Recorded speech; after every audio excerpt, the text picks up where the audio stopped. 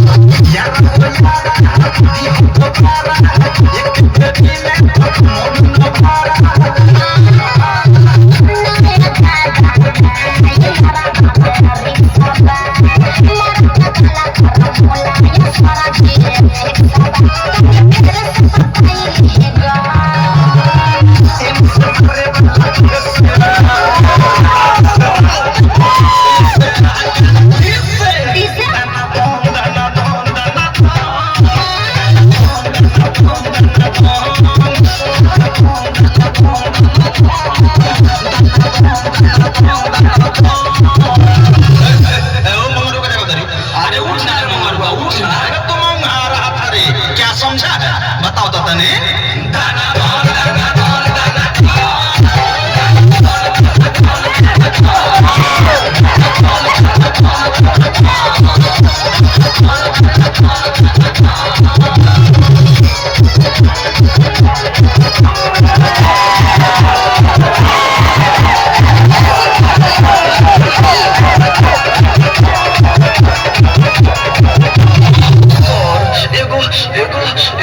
एगो बात कही ओकनी के तो यार भतार के फार्मूला समझा देनी हमनियो के माल के फार्मूला समझा देना।